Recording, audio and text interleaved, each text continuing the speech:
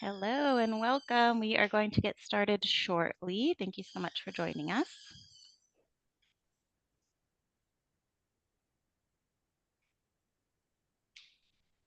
We are letting attendees into the room. I'm going to give it about one more minute just so everyone has a chance to get in.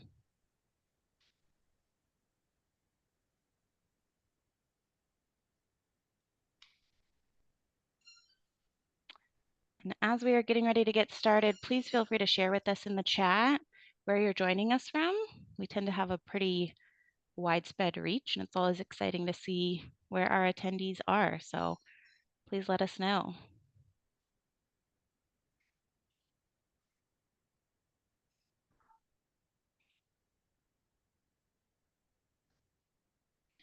All right, we're going to go ahead and get started. Welcome to the National University Speaker Series. Our topic today is Unlocking the Power of AI in the Classroom. We are so excited to have Casey Cuni here to join us today. My name is Heather Piedrahita. I am the Associate Director of Alumni Relations here at National University. And we have been running the speaker series for several years now. This originally grew out of the idea that alumni wanted to have more virtual events and opportunities for professional development. And so we are thrilled that we've been able to host over 50 of these. And Casey is joining us today to really present on his area of expertise. Casey Cuni is the 2024 California Teacher of the Year and an advocate for innovative and inclusive education. He teaches 10th grade honors English and senior mythology and folklore at Valencia High School. I have to say that's more exciting than I remember my high school classes to be, so that is awesome. He also serves as the English department chair and an instructional coach. Casey teaches here as well in the Masters of Education program at National University, and he's a recipient of the 2025 National University Academic Excellence Delphi Award. A thought leader on AI in education, he inspires educators nationwide and empowers students to grow through the synergy of social, emotional, and academic learning, helping them reach new levels of success. So Casey, we are so glad that you're here with us today. We're going to go ahead and turn it over to you from here. All right, thank you. That was a wonderful introduction. Thank you, Heather. I believe we have a poll that's going up. And so I'll kind of pause for a moment as you're kind of putting in your answers to the poll. And we would just like to get some data on, who's here and what your interests are. And then I'm going to kind of dive in. And I love to see in the chat all of the locations where you're all coming in from. And yes, I've been at National University for 13 years, teaching in the teacher credential program as well as the Masters of Education program. I'm up here in Santa Clarita, which is Los Angeles County, just a little bit north of LA. And yeah, so do we have the poll, Heather or Diane? Is that We do. We have about 10 more seconds for participants. We've asked them what NU school or program are they affiliated with, past or present. So we'll give them about 10 more seconds to chime in, and then we'll share out those results. excellent? Thank you. This is one I should be filling. You're doing great. I'll go ahead and share that out. It looks like we've got about 50% education. Excellent. The next closest would be business and economics, about 15%, psychology 14, pretty evenly, pretty close. Tech and engineering is at 8, health professions at 8, and then law and public policy at 5%. All right. Well, thank you. That gives me a lot of good information in terms of what to talk about today. So with that, I'm going to get started. And my goal is to kind of just do a bit of a presentation and then leave a lot of room at the end for Q&A and kind of diving deeper on questions that you have. So let me get this up. And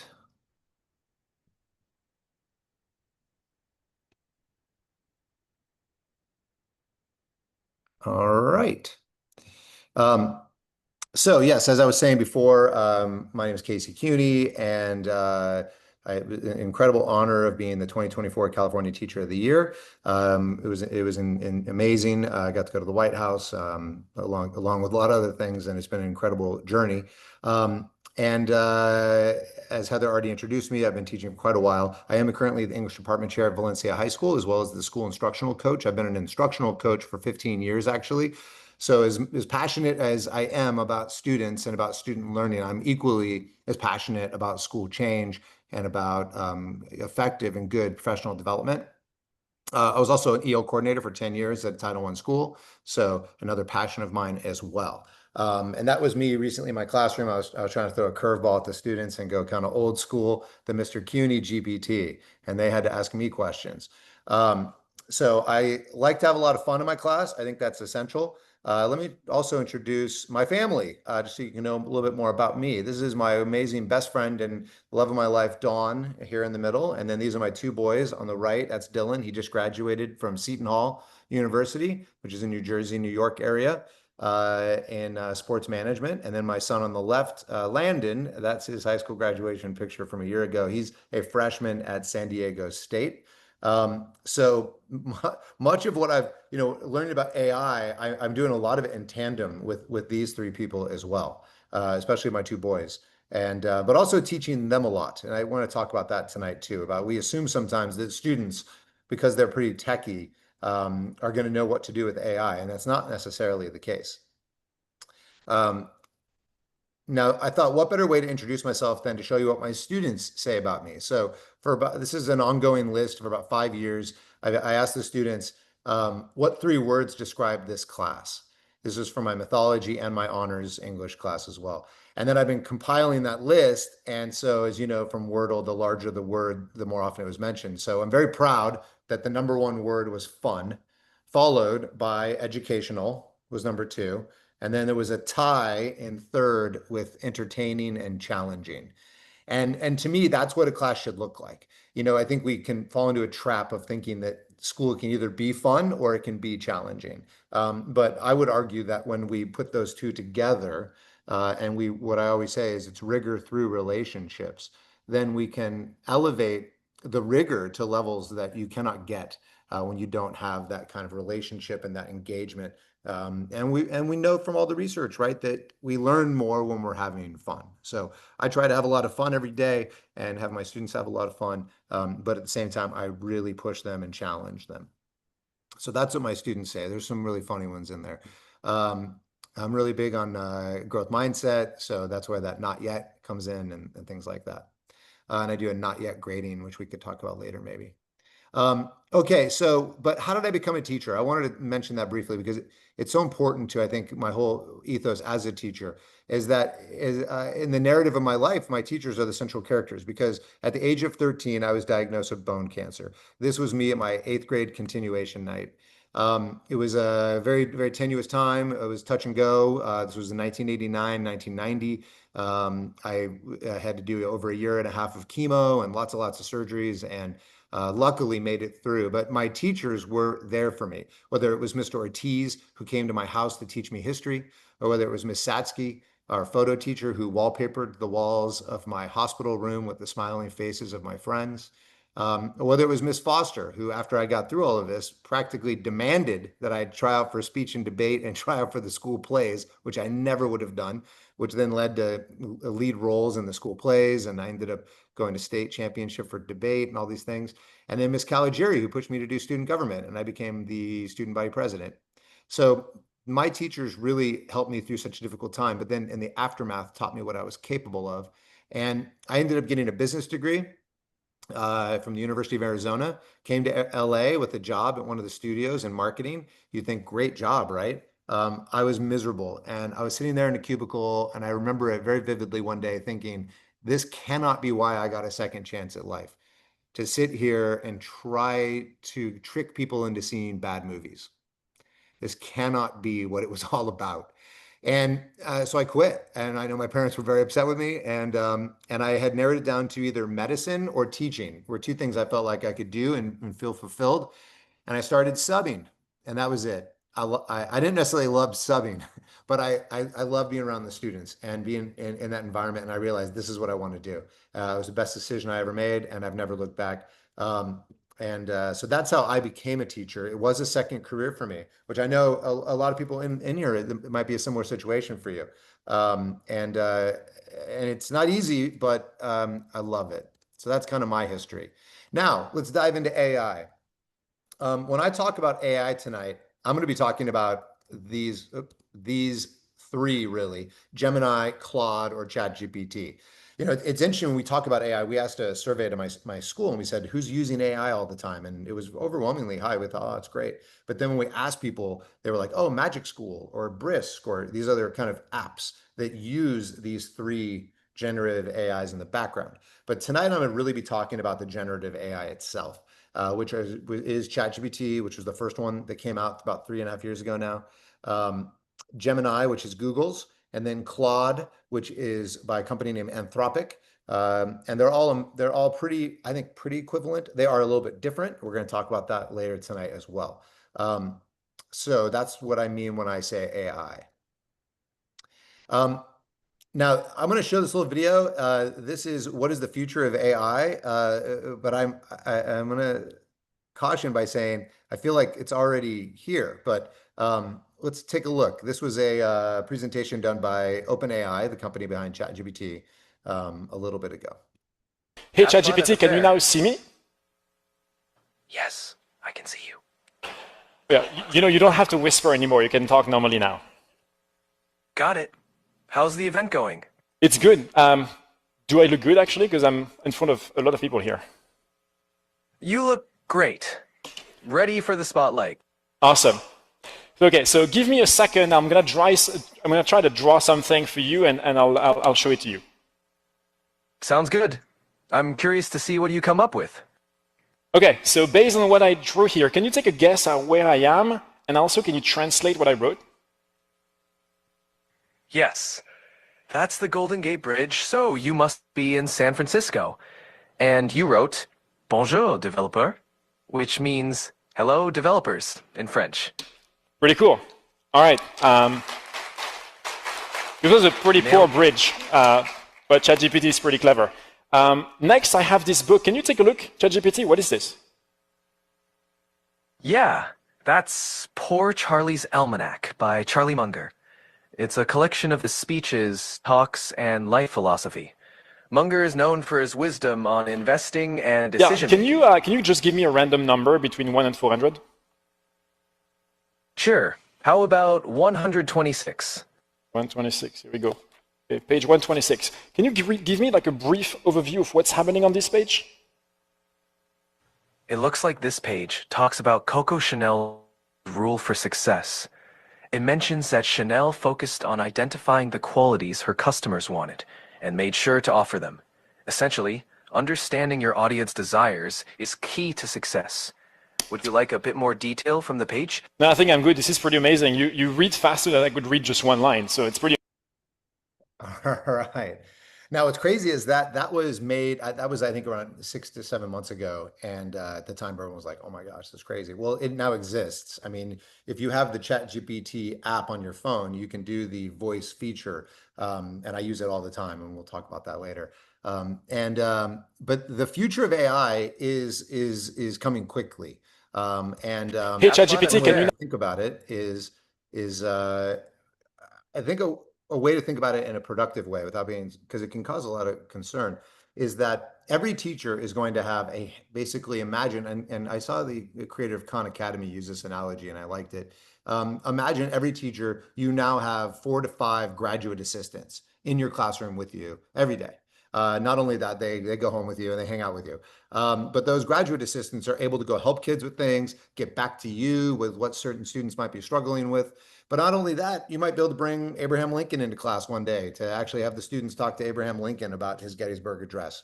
And so the future of AI, we're going to eventually have a situation where teachers are not going to be taking attendance. There will be probably some sort of camera, if unions allow that, which will like scan the room and will take attendance automatically. It'll also give teacher feedback on engagement, how many kids had their heads down, who got up to use the bathroom, and conversations. Right now, the AI is good enough that it can tell the difference if a student says the answer is 25, or if the student says the answer is 25. It can discern that there is confidence in one and maybe not quite so sure with the other, and it can tell the teacher the difference when analyzing later. The teacher will be able to have work analyzed instantly, which then could lead to much quicker feedback cycles in terms of really implementing formative assessment in the classroom. All of this is coming. Now, I do not think that AI will replace the teacher at all. Learning is a social process. I think we all learned that during the pandemic when we were all at home, especially if you have children like I do and watch my kids struggle. And I'm not saying that online education isn't valid. It is very valid, but it's difficult and it is hard to pull off because you don't have that human connection necessarily. So when we're talking about young kids and all of that, the teacher will not be going away. I do worry about lawmakers thinking, oh, well, with AI, we could put 60 kids in a class, right? I do worry about that. But the teacher will not go away. But now the teacher is going to be more powerful. And that's what I want to talk about tonight is that using AI makes us all more powerful. It's like giving yourself superpowers. And we've talked a lot. There's been a lot of PD done on how AI can help you as a teaching assistant in terms of lesson planning or brainstorming, answering those emails, and all these different kind of things, right? So I'm not going to dive too much into this tonight because I think at this point, 3.5 years into AI, yeah, I think many of us are already doing that and using it in that way. So I wanted to talk more tonight about the student-facing side, like what it looks like to get students in front of the generative AI and using it responsibly. There is, though, the reality that we can use AI to speed up the feedback cycle. Now, I do want to point out a caution here, though. There's something I've been noticing as a practitioner on the ground level is that when students know that the feedback is coming from AI, so they're logged into some sort of AI and they know the AI is giving them feedback, they're pretty receptive to it. They're a little skeptical of it, which I think is healthy, but they're pretty open to it. When they get feedback from their teacher, they could be open to it if they have a good relationship with that teacher. But here's the issue. When teachers are just pushing a button on the brisk whatever, and they're just sending feedback to students that's AI generated and trying to kind of sell it off as it came from the teacher, this is very dangerous. I've heard students talking about this. I've heard my own sons talking about this. I overheard some students talking and they said, look at this. There's no way my teacher could write this much with emojis too. They're not writing emojis. This is AI. And they were very angry. And I had a great conversation with them. And I said, now how's this going to affect you going forward? And they said, oh, I'm going to cheat. And like, the teacher doesn't even read it. And like, this is BS. And they were pretty upset about it. So I think, we've all had that experience when we were students, when we would spend time on something and you would turn it in and then you'd get it back from the teacher with no comments and a check mark at the top. And you'd look it over and go, they didn't even read it, and it hurts a little bit. So I think we have to be careful with AI feedback. I think AI feedback is very valuable in terms of as a teacher, I would love to see what an AI that is well trained thinks of an essay that I'm about to grade. That is almost like having a partner at my side who's helping me grade this essay, but I want to make sure that the feedback that I'm delivering back to the student comes from me. It might be informed by AI, but I want to communicate to the student that I am reading your work. I think that's really crucial. And I really worry about that. With the promise of AI also comes the peril and education. And I do worry about the certain teachers sitting at their desk and just pushing the button. And I think that could be so destructive. But the time that we can get back with this help from AI means that we could focus our time working more in depth with students. Now let's talk a little bit about AI, just kind of best practices. It's all about the prompt. And I think a lot of people understand that now. But it is interesting. The adoption curve for AI is not great. In fact, Sam Altman, in an interview just days ago, was asked if there was anything that he was surprised about by how it's gone thus far since they released ChatGPT. Sam Altman is the CEO of OpenAI. And he said his really big surprise was that it hasn't caught on faster, really. And you see it in the advertising. I don't know if you've seen the new Google Gemini commercials. where they're like kind of almost urging you to talk to Gemini and use it in that way, because it is different. It is not Google. I think a lot of people thought it was Google when it first came out, but be conversational. There was a study done that if you're nice and polite, you'll get better responses. They also found, though, that if you're overly nice, you'll get more hallucinations. So you have to find a balance there. And you can ask it to double check its sources. Let me move on a little bit. Oh yeah, you can also ask AI to make you a prompt. Ask AI, what would be a fantastic prompt to ask another AI to build me blah, blah, blah. But this is something a lot of people don't realize. Refresh your conversations often. After about 20 to 25 prompts in a conversation, the AI begins to degrade. So what I mean by that is if you're in ChatGPT and you're going down the page as you're asking more questions and asking more questions, after about the 20th, 25th question that you're asking or prompt, it will start to degrade. It's more likely to hallucinate. It's more likely to get things wrong. There's a variety of reasons for this. One reason is that every time you put in a new question, the entire conversation is being spit back into the AI. And so if you're putting in large PDFs and you're asking lots of questions, that gets so long that the AI can't keep up with the context, and it'll start to look for shortcuts to give you a good answer. And then it will start to hallucinate more. So you should start new conversations frequently. And you should also always start new conversations for different tasks. If you were in the middle of a conversation about lesson planning, but now you want to ask the AI for a good Instapot recipe, you should definitely start a new conversation for that. And also be very specific with your goals. Help me with this email is not going to give you a good response. Rewrite this email to sound more confident. That is going to work. You need to be very specific, tell exactly what you want to change. Give it also, you should be conversational in the sense that you're talking to it and telling it you can literally say, I'm having this problem in my classes right now. The engagement is not where I would like it. And then you can continue. By giving that context, the AI is going to better be able to help you in response. It's all about the vocabulary. And this is where I know there are some studies out talking about, oh, AI makes us stupider and stuff like that. Well, I think it's about how you use the AI. I was telling my students this, and there's been some studies done on this, that the way that you talk to your AI creates your AI. So I was kind of warning some of my students, they talk in slang to the AI. They tell it, no, shorten your answers. Just give it to me in bullet points. But then a couple of them did come back to me about 3 weeks later going, you're right. Now it only gives me responses in bullet points and everything's it's kind of like dumb. I'm like, yeah, you kind of made it dumb. So the way that you talk to your AI will create it. So you need to use words like, instead of, is this a good idea? You should use evaluate this idea. Because evaluate is going to give you pros and cons. Evaluate is going to tell you a more objective perspective than just, is this a good idea? Use precise verbs. And also, don't be afraid to experiment a little bit by altering the prompt and trying again in a new conversation. Also, you could try it in different things. I have found that Gemini is better at some things, whereas ChatGPT is better at other things. Feel free to bounce around with the different AIs and try out different things, especially with things like image generation and stuff like that. It's all about the vocabulary. And so as teachers, we have to realize too that the foundational skills of reading and writing and vocabulary are as important as ever. I do think, though, that the AI is going to become more verbal down the road. But in terms of right now with the reading of AI, I was using AI last semester, and my seniors, I told them, okay, guys, we're going to use the AI. And there were these groans around the room, like, ah. And I said, what? I thought you guys would love this. And this one senior said, it's a lot to read. And, and if you've been messing around with this, it's a lot to read.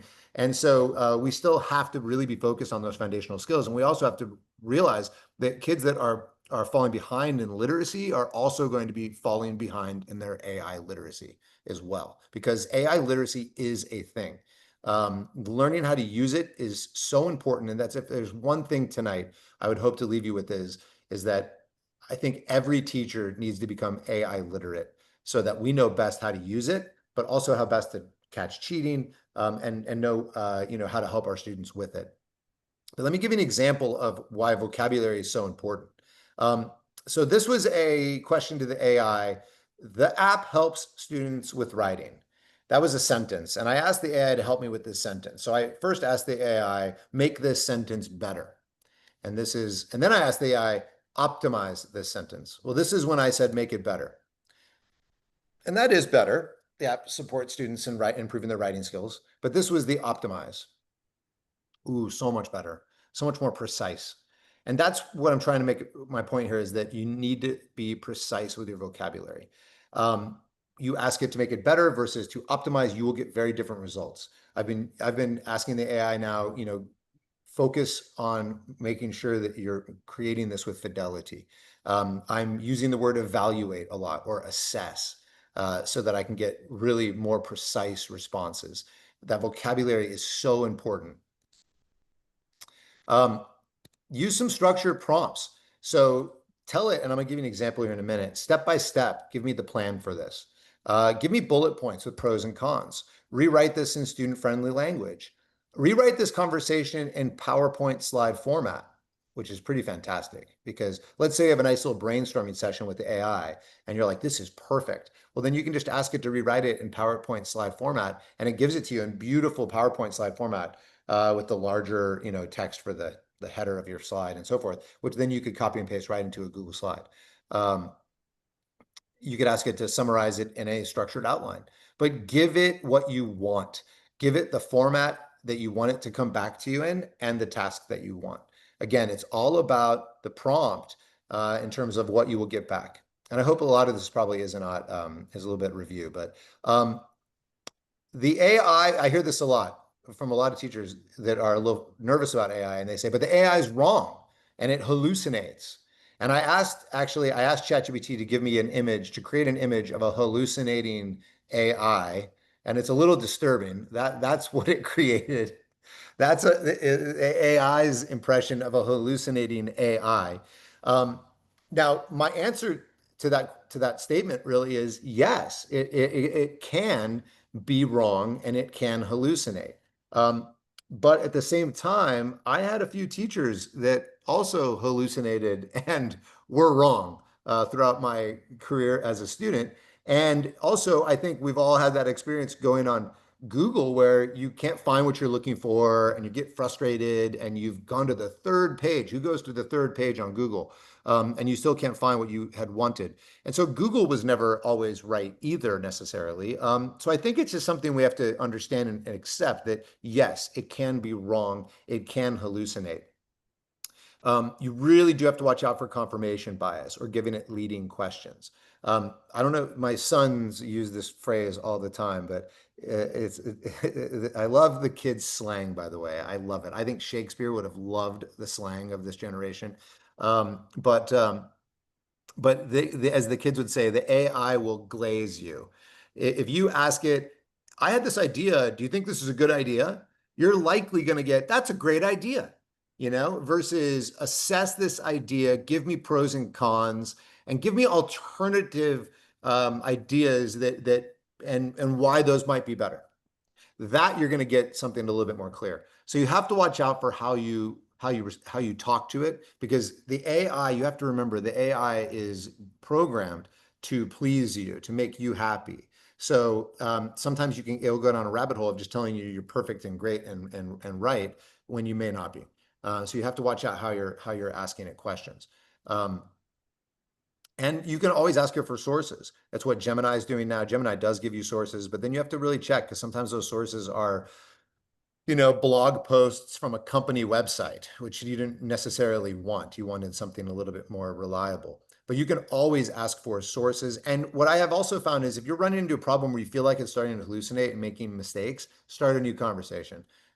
It can sometimes get into a spiral, the AI, and you need to just start a new conversation and start fresh. Copy and paste your last prompt, start a new conversation, start it again, and you'll likely get it good.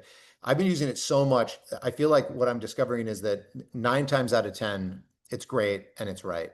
And then there's that 1 time out of 10 where it's wrong and it gets frustrating. And I'm like, what? Why is it giving me this? This is not what I wanted. And then I found, rather than going to a tit for tat back and forth with the AI, it's better just to start a new conversation and recognize that, yeah, it can be wrong. But I don't think that the fact that it can be wrong from time to time equals let's never use it, right? Because the advantages greatly outweigh the few times that it's wrong. And we also have to recognize this is the worst the AI will ever be. It's only going to get better. Google really brought us the age of search, but ChatGPT has brought us the age of ask and discuss, and it is very different. And so you have to gain that literacy and learning how to use it and thinking of AI as a thought partner. And this is what I get excited about. We have kids sitting at home alone every night trying to wade through their homework. And maybe they don't have parents that can look over their shoulder and help them, or a friend group necessarily that can help them, or the technology. And now they would have to have technology to use AI, but they would have to have Wi-Fi. But if they do, they suddenly have a thought partner at their side. And that's why I see AI as potentially an engine of equity. But we have to help our students gain that AI literacy. I got to go a little faster here. Good teaching is still good teaching. I really want to hammer that point home tonight, is that what good teaching is still good teaching, and what is quote unquote bad teaching is probably just being more highlighted or pronounced with the advent of AI, right? A 15-page history packet for homework was never a good idea. Now teachers are upset because kids are using AI to cheat on that 15-page packet. But was it ever a good idea to send home 15 pages of basically rote busy work, right? So I think a lot of what we're seeing that is going wrong in terms of education with AI is that it's really just highlighting practices that were probably never very good in the first place. And AI is going to enable good teaching to become more at the forefront of the classroom. So here's some ways that I use it with my students, using personas, sharing pre-made prompts, custom GPTs, a thing I call final step feedback, study buddy, and exit ticket generator. So this is a slide that I use often. There was some research done on this, that if you talk about AI with your students, you're way less likely to have cheating occur. So I give them green lights, ways they can use AI for a particular assignment or task we're going to do. And then the red light is you cannot use AI for these reasons. And then the yellow in the middle is if you think of a cool way to use it, come see me. And so it's important to kind of share these guidelines, I think, with your students to give them kind of a framework. There's a school in my district that has banned Chromebooks, basically. They've stopped using all Chromebooks in the classroom. Everything is paper and pencil now. And it's all because of AI. Now, I completely empathize with the concerns because the cheating is off the charts. I've never seen anything like it. I've had several assignments where I've had almost the entire class cheat on it, and I've realized. And at first, I understand why some teachers take it personally, but I think you have to recognize that if you were 15 in this era and you were sitting there, and you would probably have used AI too. And so I don't know that the answer is to go back to paper and pencil. I think the answer is to set up guardrails, build relationships, talk to your students about AI. And I think there's ways around the cheating, honestly. We'll talk more about that tonight. Personas. You can tell the AI to act like A, or you are A. Give the persona a purpose. I have a Google Doc that actually breaks this down, and I can share hopefully with the group. So for instance, I created an AI persona of Winston Smith from 1984, and I had my students interview Winston about what it was like to live in Oceania, and it was fascinating. They were so engaged, they were so locked in, and they learned a lot about the book and about the themes and ideas in the book through that interaction. I have a history teacher friend who did one, act like you're Abraham Lincoln, and that was pretty powerful as well. Or it could be act like you're a writing tutor. But using personas is really effective. You can then have kids save their conversation, and I'll talk about that in a second, where they can then revisit that and use that persona as a guide in your class. You can also now share your conversations. So you can create a conversation with a persona, and then you can share that with your students. Just know that if you had attached any documents, those aren't going to share. So if you don't want to upload a PDF and then say, act like a tutor on this, and then share it to your students. But you could give them the prompt ahead of time. I often, though, put the prompts in a Google Docs and then share those with my students and say, copy and paste the prompt right into ChatGPT, Google, Gemini, or Claude. Another way I'm using the AI is with custom GPTs. This is Penny, who is our AP Econ tutor. At Valencia High School, where I teach, we built custom GPTs for all of our AP classes, and it's been incredible. This, our AP Chem tutor was up over 15,000, or sorry, 1,500 unique conversations just in the spring semester with students. We trained it on the textbook. We trained it on the teacher's Google Slides. And then we trained it to teach in a Socratic method, to not give students answers, but to ask them questions and walk them through. And it's incredibly powerful. The kids have been loving it and using it. And here's the key. We've been teaching kids through that to use it as a learning tool, not a cheating tool.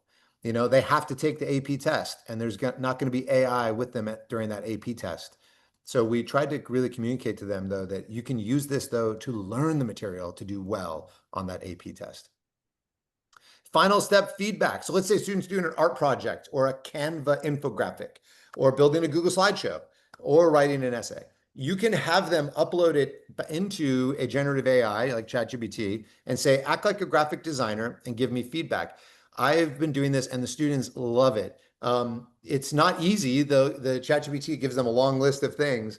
But one thing I like about this is I had a student who was in student government, and we did this in class. And then she came to see me 2 days later, and she said, oh my gosh, it was so cool because I learned all these things about how to use Canva in your class with that assignment. And then over in student government in ASB, I had to build a poster and do these things. And I used that exact same stuff. I rounded the corners. I changed the opacity. And so what we found was that it doesn't alter everything. It just gives little details that could make things better. And one thing I try to communicate to my students is that they should be going for the hybrid approach, meaning as a human, you could probably get up to this level. Just AI alone, I think, is going to be a little bit below right now for now. But that hybrid approach of human and AI together is going to push you up here. And I would say, why not? If kids are producing better work, they're learning how to make better material, then why not? I see it as a tool. And I think it could be used in the wrong ways, and instead of give me feedback on my essay, revise my essay. That's a no-go. Revise is going to rewrite. I don't want a rewrite. I want feedback. Study buddy. Now, before I show you this, I'm going to actually show you in action, but we know, right, from the research that that quizzing for retrieval is one of the most effective ways to learn. Look at the studies over there.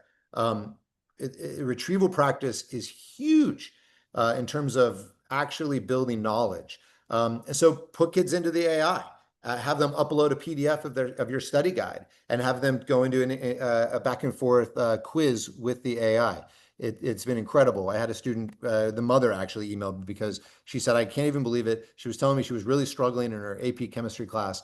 And then she got 100% on the most recent exam. And I asked her, what did you do? And she said, well, Mr. Cuni taught us how we could upload study guides into ChatGPT and ask it to quiz us. And so that's what I did. And then I asked it to make me a kind of a tutorial plan on all the questions I missed. And she ended up getting 100% in the room during the exam, no AI there to help her.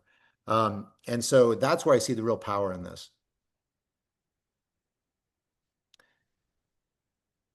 What about cheating? So huge. I think it's just important that we ask kids to show their work. Again, it was going back to what I said earlier about good teaching, still good teaching. And I'm going to try to wrap up here so we can get to questions. But I had those teachers in English way back in the 90s who would give me an essay question and I had to do the whole thing for homework. And there was no help and there was no scaffolding and it was all on my own. That was never good teaching. Nowadays, the teacher that does that, they're going to get a full AI essay back. I mean, I just think it's probably going to happen. And so you can build steps into it. I want to see their thesis first now. And we do that in class. And I've got Go Guardian on, so I'm looking at all their screens. I never used that until now. Once I have their thesis, then I want to help them map out an outline. And then to be honest, I'm doing most of the writing in class now. I use Turner N for anything that is written. You also have to know that it has to be lengthy enough. If you do a discussion board posts, for instance, that are only 300 or 400 words, you can't even check if those are AI. It needs to be longer than that for the AI detectors even to give you an idea. And even with that, the AI detectors are not 100%. But I think this is a bigger thing. We're going to have to rethink assignments and we're going to have to rethink homework. Um, you know, used to be, here's this study guide, go home and fill it out. Now, for instance, I'm saying, here's this was in a history class, a friend of mine did this. We've got the Du Bois versus the Booker T. Washington debate going on. Rather than you go home and just write about this, you're going to go home and you're going to do a debate with AI. You're going to either act from the Booker T. Washington perspective or the Du Bois perspective, and you're going to go back and forth with the AI, and then you're going to come into class and we're going to have a conversation in small groups, and I'm going to circulate the room. Learning's happening, critical thinking is happening, and you can't really cheat that.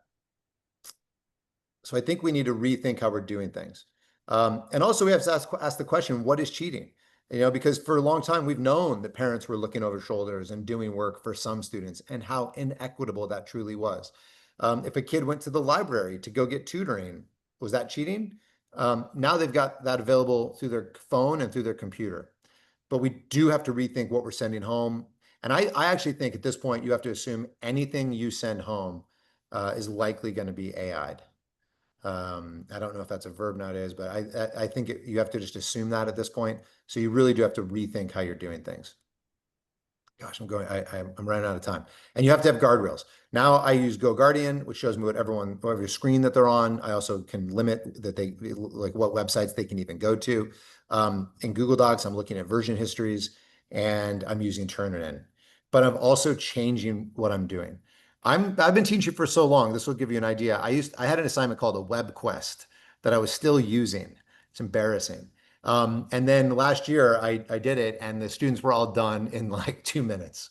And all of their answers were paragraph long and I knew they didn't do it. And so I've had to get rid of that assignment. And so I built a completely different assignment that puts them into the AI to actually help them learn it.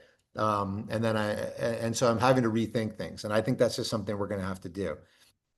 But we've got to teach kids AI literacy because we truly are at an inflection point in education.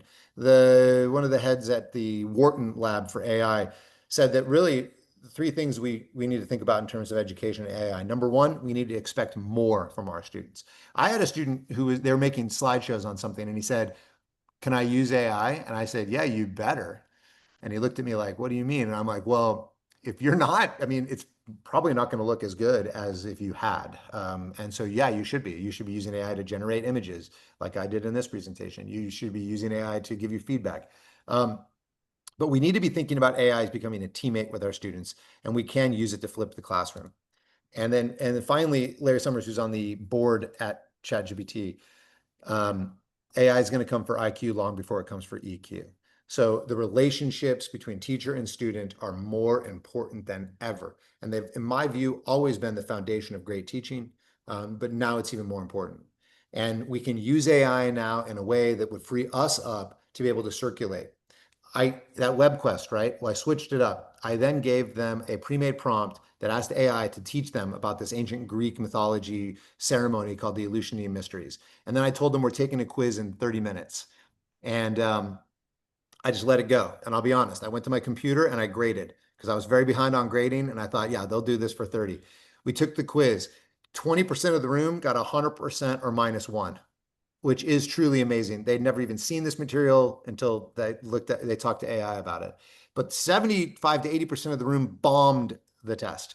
We then had a great conversation. I did not put this in the grade book.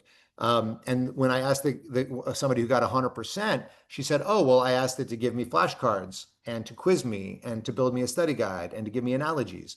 And then a boy on the other side of the room who had bombed it said, "You can ask it to do that?" And it's been very eye-opening to me that we just assume kids are techie. They don't have AI literacy. They don't know how to use it because it's never existed. So the next time I did it, the next period, I wrote a series of scaffolds up on the board. Ask it to give you flashcards, ask it to quiz you. And I did not sit at my desk this time. I circulated. I went over to my student who's in special ed. This is her first ever mainstream class in her senior year in my class. And I gave her a little extra help. I went over to see my English language learner who just arrived here from Russia, and showed them how they could actually ask ChatGPT to talk back to them in Russian. And I was able to circulate. It was incredible. Almost everyone in the class got an A on that quiz. They all learned it.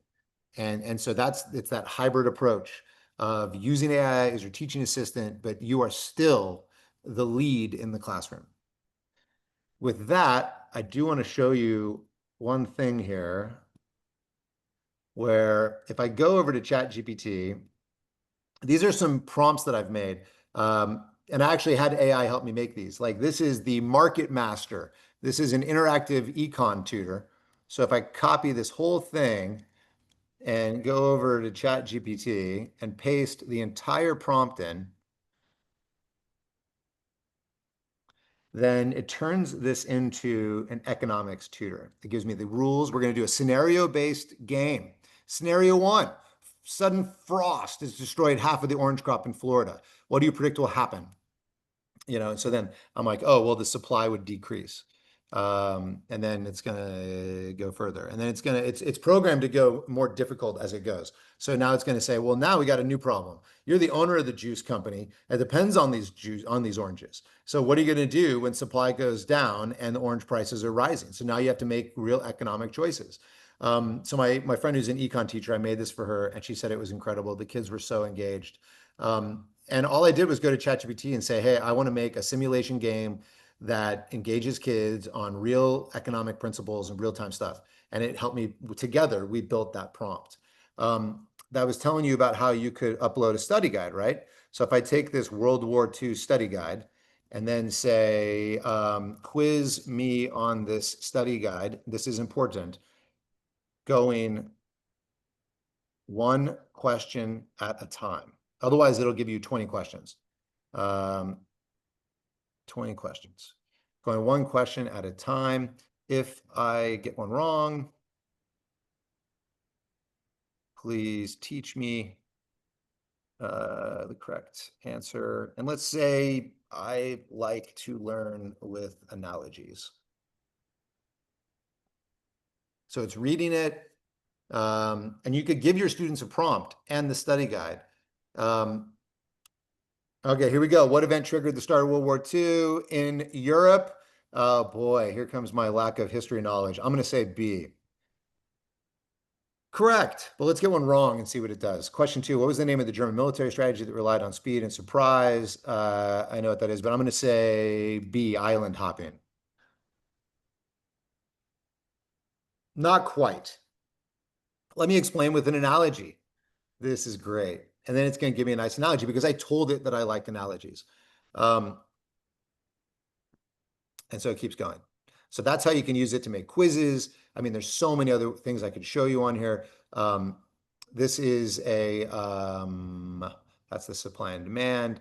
Oh, I have to show you this. This is my Debatatron. So we made a prompt. This is for history. And we asked it to debate. And so I have a buddy of mine who's actually the New Jersey State Teacher of the Year, and he's a history teacher. And he said he spent an hour on this after I sent it to him. Oh my gosh, I'm out of time. So it asks me, which one do you want to debate? Was the U.S. justified in dropping the atomic bomb? Should we have joined World War I? I'll go with number 2. Should we have intervened in Vietnam? It'll say, now do you want to take pro or con? Oh, you're stepping into the fire. I'm arguing yes. What's your position? And then it's amazing. It goes back and forth. I did this with my students on the concept of justice and forgiveness before they had to write an essay on that. The best essays I've ever gotten on that topic in the 5 years that I've taught that.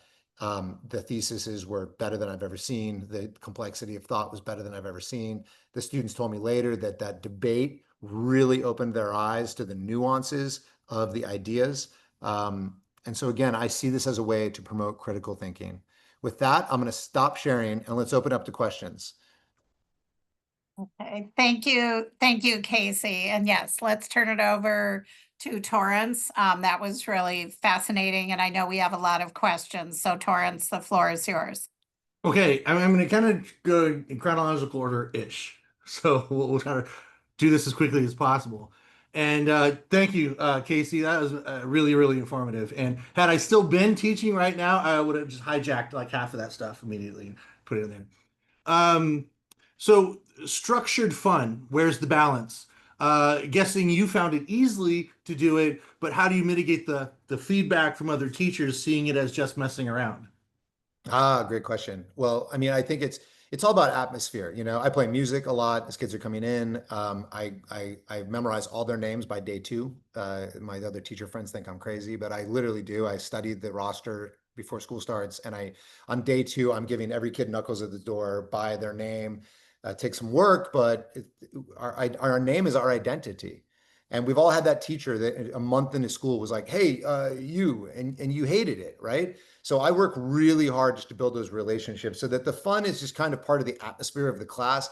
I try to, but we're not screwing around. I do have a Nerf hoop in my classroom, and sometimes when we're 5 minutes left in class, I'll let some of the kids do a little game of horse over there on the Nerf hoop.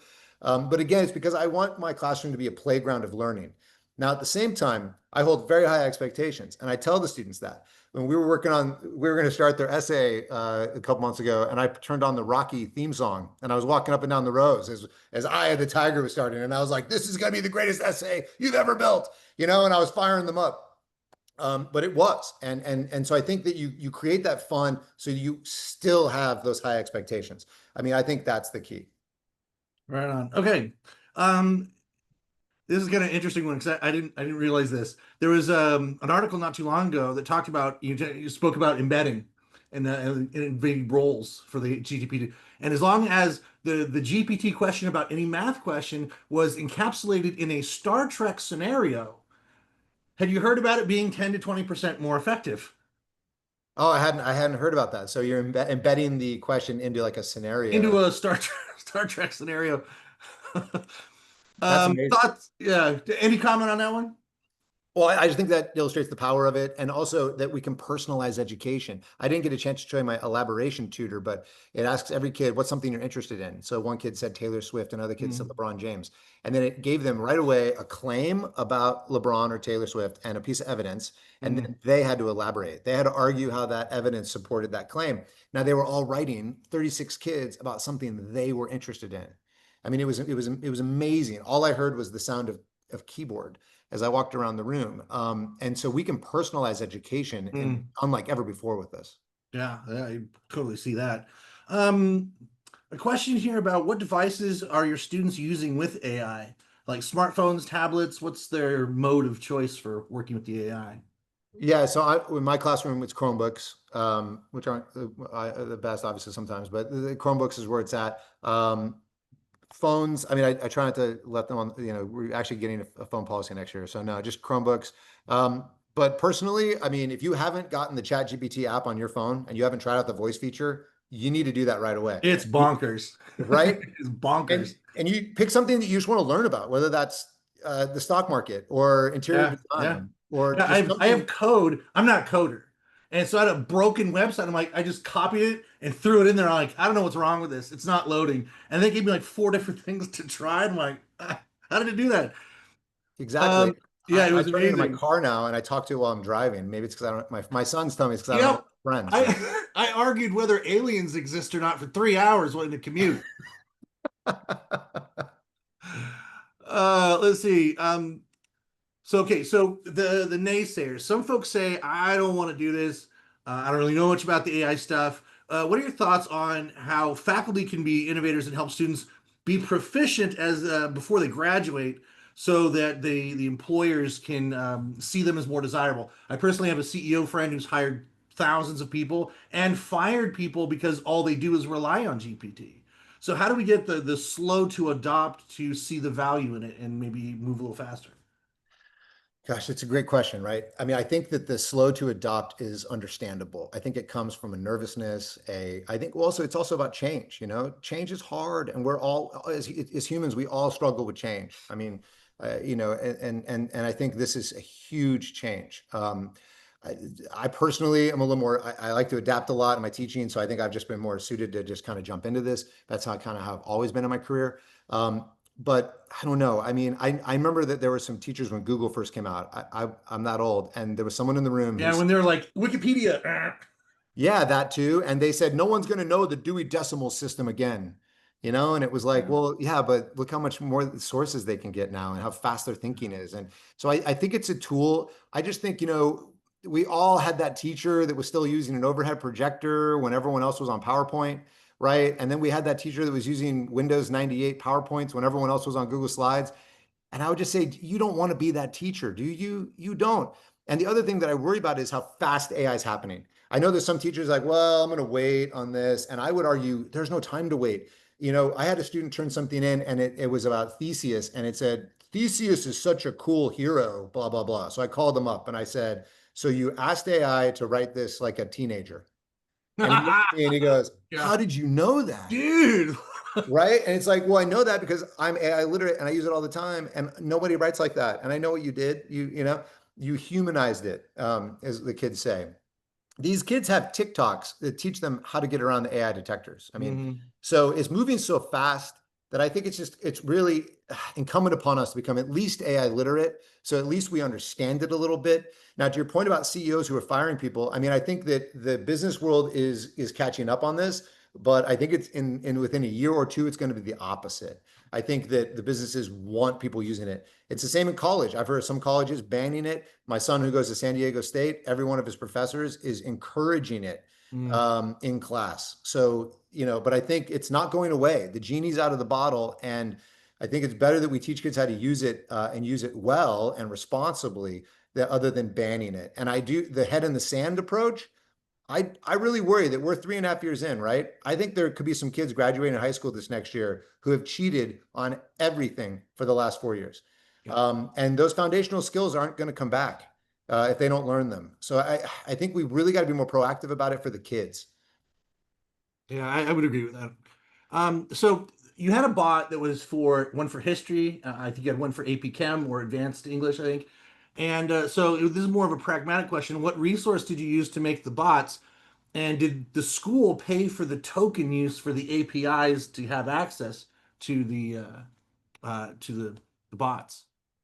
Oh, that's awesome. Well, whoever asked that question knows a lot about tech because the APIs and calls and tokens and stuff. No, I was just using ChatGPT. I mean, I was just going on the free ChatGPT and having the kids go on the free ChatGPT or free Gemini or free Claude and just doing it that way. Gotcha. And I was actually presenting this at Q in Palm Springs. It was awesome because I got a heckler. I've never had a heckler before. And someone heckled from the audience because they saw that long prompt from one of the debate thing. And they said, what teacher has time to make that? It was great because I could come back with, well, I didn't. Like ChatGPT helped me make that. I started in a conversation with ChatGPT that how can we get kids to think more critically? And it came up with the idea, well, you could create a debate. I thought, oh, that's brilliant. So then we went back and forth with how can we do a debate prompt? And so then it gave me some debate prompts. I didn't love all of them. You know, but I think that's the key to remember. We're not an absolutist here. Like, well, it's never always right. Well, of course, but that hybrid approach where I took its idea, it took my idea, we built this thing together. I changed some of the prompts. I've then used that over and over in different ways, and it's been really effective. But that was just purely with free Chat GPT. So I wasn't even using like a bot. Okay, cool. We got time for one more question, and so this is sort of a perspective from the opposite side, where you're pushing and thankfully so a great deal of GPT use. How do you position yourself so that there doesn't become a dependency on it to where like everyone who's going to make a decision like, oh my gosh, I got to GPT this before I think to do anything. How do you promote the balance between those? Yeah, so I think it goes back to that good teaching, still good teaching, right? Like we know that you need some friction, right, for learning to Mm. really occur. So I read a great book on that years ago, and so I stopped giving. I used to let the kids do open book quizzes. I thought it would help them learn. I thought it was a scaffold, and then I realized no, it's too easy. Like they're Mm. not going to ever retain anything because they don't have to actually work a little bit, you know, to build that retrieval practice. So I think it's just keeping those principles in mind, so that you know, and the other thing too, one thing I learned as California Teacher of the Year, and I got to go meet all the other state teachers of the year, and I have a friend in every state now. It's pretty cool. Most amazing people, by the way. But one thing that we all have in common, none of us give homework really. I thought that was fascinating. I don't give a lot of homework. I haven't for years, and they don't either. My students score really high on the test scores. I'm not worried about it. And I don't give a lot of homework. So I make sure that the learning happens in the classroom. And in that way, I can contain it. And in that way, Yeah. I can say, you're going to create this without Mhm. AI's help. And in other ways, I can say, you're going to use AI as your thought partner to make this better. I love that term. It promotes the didactic portion of the learning process, which, again, if you don't have GPT on your phone, get it and you'll see exactly what we're talking about. Yeah, and I do worry though. I do worry that us as adults, we're using it to write emails and maybe put together a rough draft of a letter of recommendation or whatnot. But most of us in this room probably have master's degrees. I worry about the kids that are going to rely on it too much and not build those foundational skills. Mhm. But I think you will also notice that if you use it a lot, you realize like you have to have foundational skills to use it To effectively. even question it, yeah. Yes, to question it, to Yep. read with it. And, Yep. and to learn with it requires a lot of metacognition. You have to be thinking about what you don't know. And well, but what about this? But how come that? Well, can you give me an example? And you have to really be engaged in a way that we do not see in most schooling, right? So many kids are just No. sitting in a Yeah, classroom. there's just no time for it. It requires a high level cognitive ability to be able to entertain that level of exchange, and there's only one teacher. And one more point on that, Dr. Temple, is I do see very soon, probably in 6 to 8 months, where teachers will be able to say, okay, you were supposed to read that chapter last night, so put on your headset and the AI is going to interview you for about 5 minutes and find out what you know and what you don't know. And then the teacher is going to get a full printout with like what everyone knew, what everyone didn't know, so you can immediately reteach and kind of tell you who read and who didn't read. That's coming very soon, I Yeah, think and which is a more authentic assessment it too. really is. So I think there's going to be some real growth there. That's outstanding. Okay, so I've been capped on time. I know we could probably disappear into this topic for another hour just in the questions, but that's all the time we have. So thank you, Casey, and this has been my pleasure. So thank you. All right. We have a few things to share before we close, but here's links so you can connect with Casey as well as Torrance. Casey, every participant absolutely understands why you earned very much the title of 2024 Teacher of the Year. Your enthusiasm and as an educator is very present, and I believe that we're going to have to ask you back for a part 2 because we had a great group of participants. They were just thrilled to be able to have you impart your knowledge and thoughts. And really, I can't imagine how much your students benefit from you as a teacher. Torrance, thank you so much for serving as our moderator. And let's go ahead with a few closing remarks. Just want to share a few upcoming events with our National University Alumni Association. We do have grad night for all of our recent graduates coming up this Thursday. We have Scholarly Publishing 101. We have a lot of our doctoral students who are very interested in publishing. Also on July 9th, Optimizing Your Job and looking at internship opportunities, a career transition seminar coming up on July 11th, and an alumni association meeting. We also will have a speaker series in August that will be very interesting. And we encourage you, if you think you missed part of tonight's session, please listen to the recording. We have more than 50 speaker series that have been recorded, and they're on the Alumni Association site. You can follow us here. I'd like to give a big shout out to Heather and Lindsay and Diane for all helping with the NU Speaker Series. It's been a wonderful way to be able to continue to reach out to our students, alumni, staff, faculty, and community members. And we need more on the from teachers and in K-12. And very proud to have Casey as a professor at National University now for more than a decade. So thank you so much. I'm sure that you are really helping to educate that next generation of teachers for our students, both in California as well as out of state. So thank you so much. Really appreciate the audience and your attentiveness as well. And that's a wrap for our NU Speaker Series. Thank you so much.